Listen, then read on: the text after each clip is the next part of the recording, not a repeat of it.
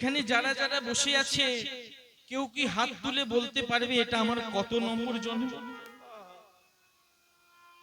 84 লক্ষর মধ্যে 4 লক্ষ মানব জীবন, এই 4 লক্ষটা পেয়েছি, কেউ বলতে পারবে এটা আমার কত নম্বর? কেউ বলতে পারবে? বলা তো যায় না যদি এটাই আমার শেষ হয়, আর যদি এই পৃথিবীতে এই ধরা ধরে যদি না আসতে পারি, তখন এই আনন্দ, এই ভগবানের নাম কীর্তন আর আমি দেখতে পাবো না, এই জগৎ সংসারটি আমি আর দেখতে পাবো না। এই জন্য মা একটা কথা সব সময় মনে রাখবেন, এই জগৎ সংসারে এই পৃথিবীতে আমরা মিথ্যা। যারা বসে আছেন আপনারা মিথ্যা, আমিও মাইকে দাঁড়িয়ে কথা বলছি আমিও মিথ্যা, চারিদিকে গাছপালা দেখতে পাচ্ছেন এরাও মিথ্যা, এই ঘর বাড়িও পর্যন্ত মিথ্যা। কারণ আজকে আছে কালকে নাও থাকতে পারে। আজকে আমি দাঁড়িয়ে এখানে মাইকে কথা বলছি, কালকে নাও থাকতে পারে।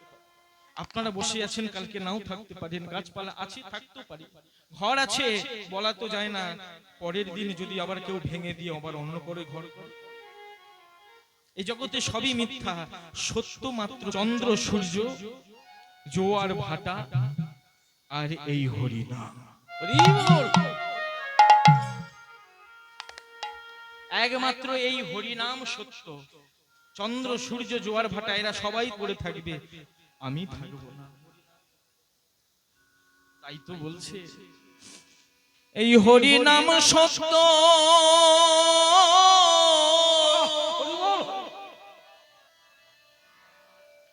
এই রাধা নাম সত্য,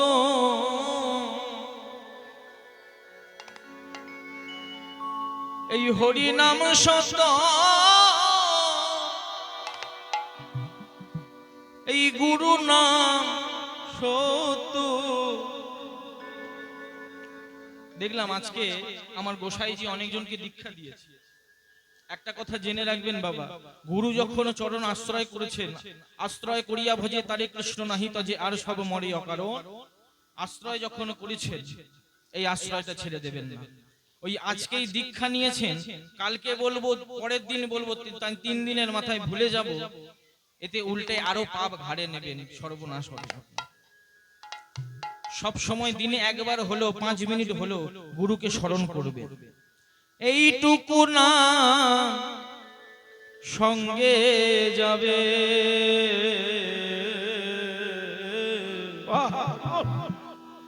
অপার সংসার মায়ারে সাগরে,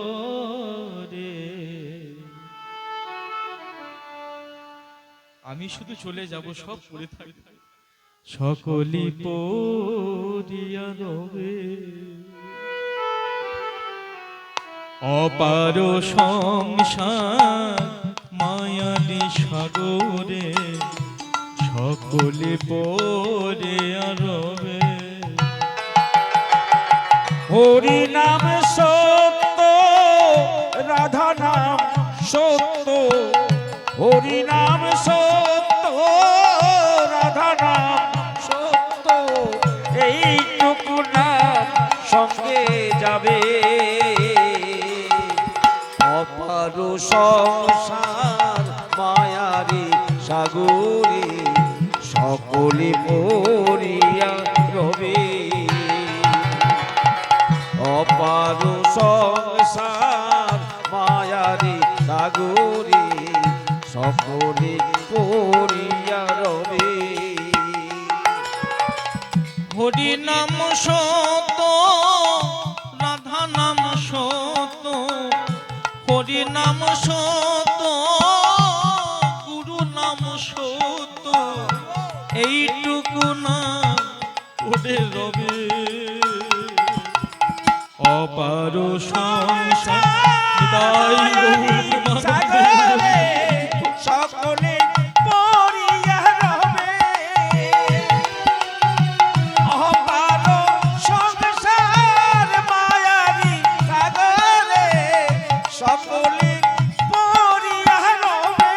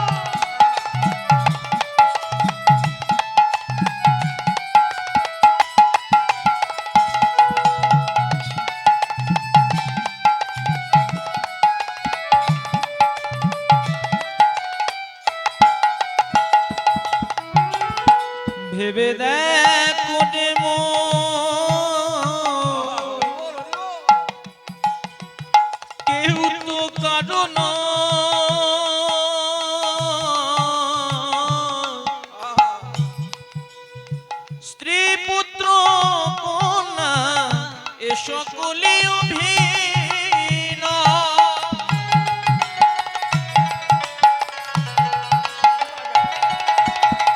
ভেবে দেখে ওরে মন, কেউ তো কারো নয়, স্ত্রী পুত্র কন্যা এ সকলেই অভিনয়। ভেবে দেখ কোনে মন, কেউ তো কারো নয়।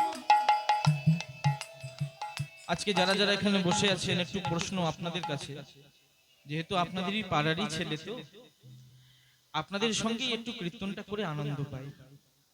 প্রশ্ন আপনাদের কাছে, বলুন তো এই জগৎ সংসারে যা কিছু দেখছেন চোখের সামনে, আমার ছেলে, আমার মেয়ে, এই জগতে যত সম্পর্ক আছে সবই কি আমার? যারা দিয়েছে সেগুলো কি আমার? কেউ কারো না। এই জগতে আসা থেকে যাওয়া পর্যন্ত সবই পরের দেওয়া, তবুও বুক খুলি আমার আমার করে বেড়ায়। বাড়িটা দেখছো, বাড়িটা আমার। জায়গাটা দেখছো, এই মাঠটা, এই মাঠটা আমার। গাড়িটা রাখা আছে, গাড়িটা আমার। সবই তো পরের দেওয়া, আমার আমার করে যাচ্ছে।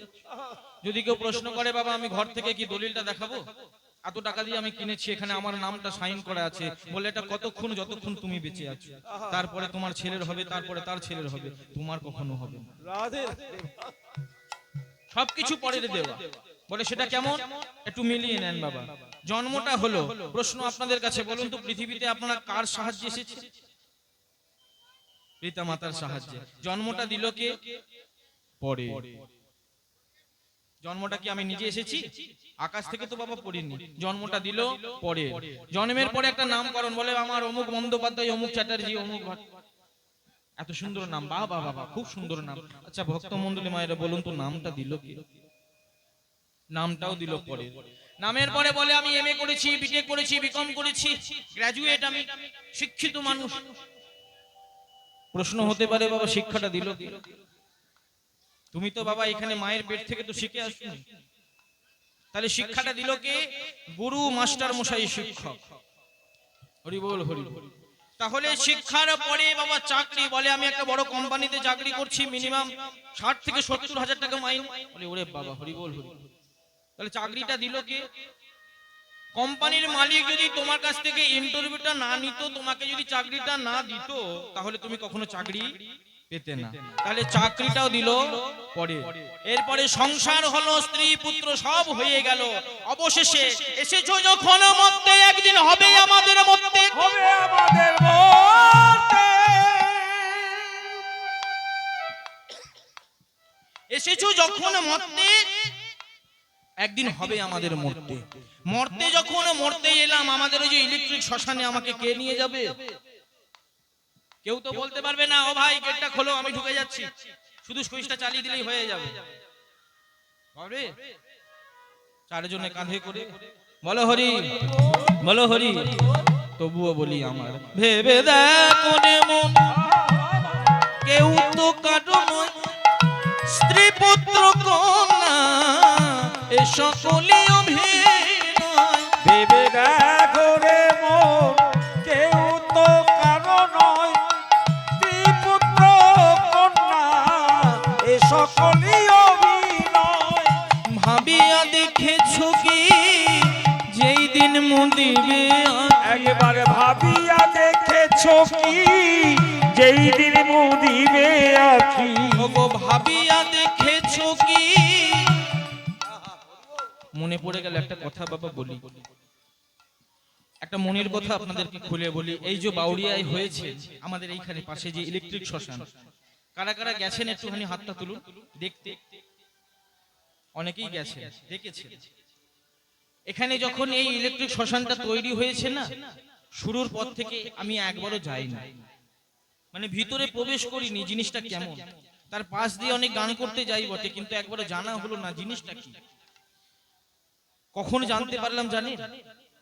আমাদের এই যে কমিটি, যে সোমনাথদা দাঁড়িয়ে আছে, সোমনাথদার বাবা যখন মারা গেল, খবরটা যখন পেলাম, প্রথম ওই সোমনাথদার বাবার শেষ যাত্রায় যাওয়ার পর আমি ভিতরে ঢুকলাম। ভিতরে ঢুকে আমি জানতে পারলাম জিনিসটা কেমন।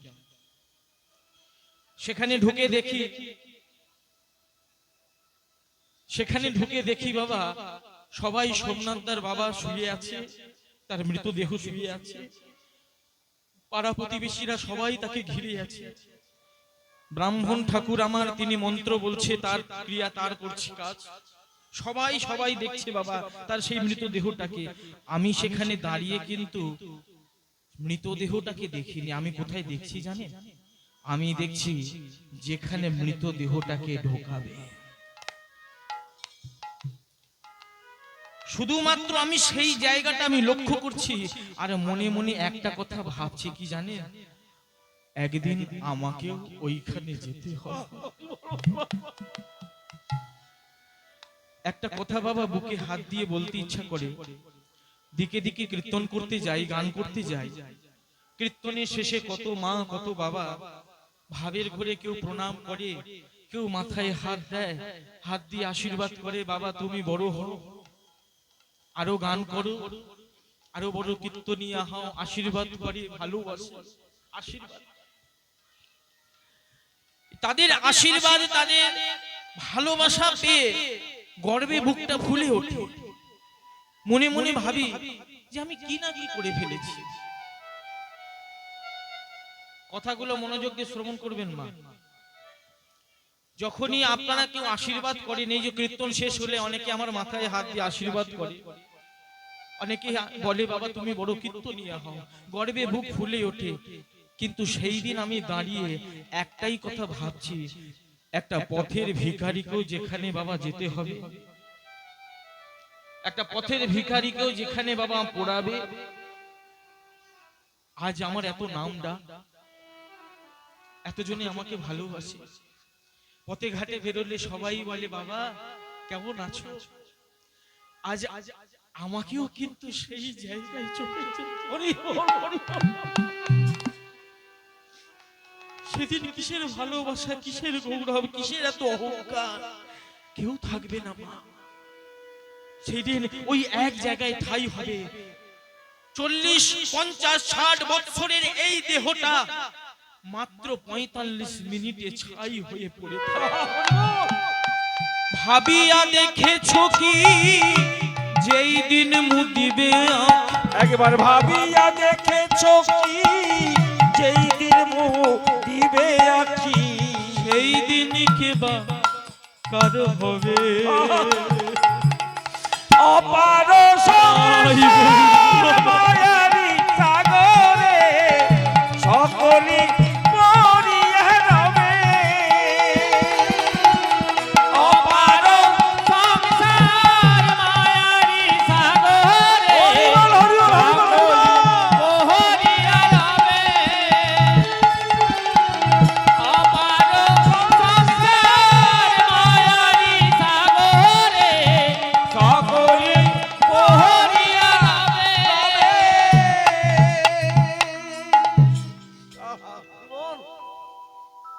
শুধুমাত্র বাবা পড়ে থাকবে এই হরিনাম। 2 দিন মনে রাখবে, 3 দিন মনে রাখবেন, 4 দিনের মাথায় সবাই যে যার সংসারে ব্যস্ত হয়ে পড়বে, কেউ মনে রাখবে না। শেষের দিনে মনে করবেন আমার ছেলে থাকবে, আমার মেয়ে থাকবে, সারা জীবন ভালোবাসবে, কেউ থাকবে না। শুধু নাম যাবে আর এ প্রাণ যাবে, শুধু নামে যাবে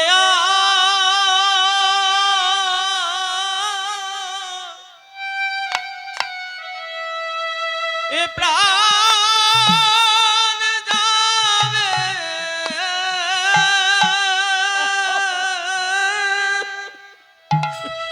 শুধু নামে যাবে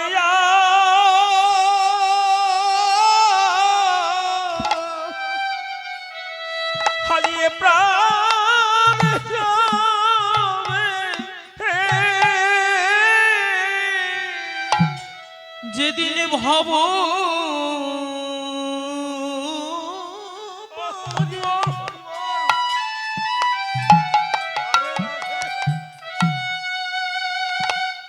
আমাদের যেতে হবে, শুধু এই নাম যাবে।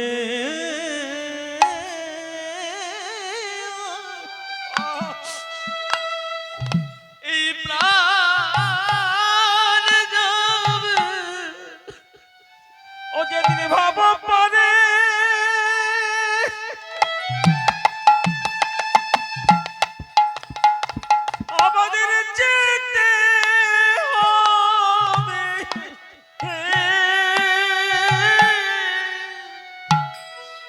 সেদিন নামে যাবে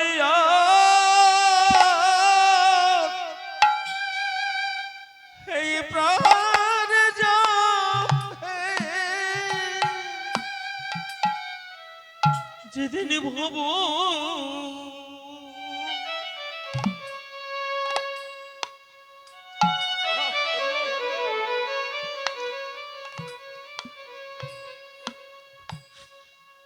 আমাদের যেতে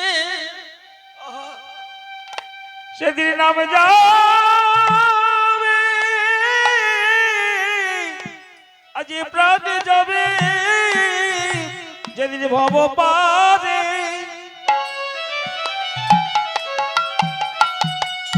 আমাদের যেতে হবে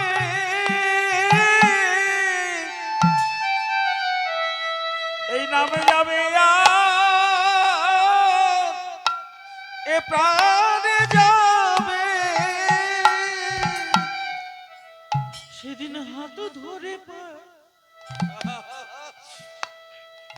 তোমাকে করে দেবে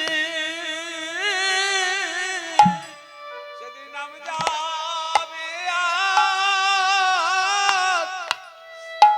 আজ এ প্রাণে যাবে হাত ধরে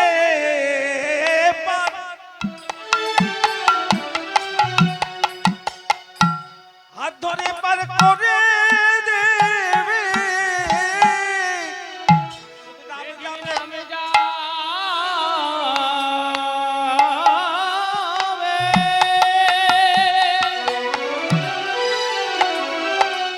শুধু নামে যাবে নাম যাবে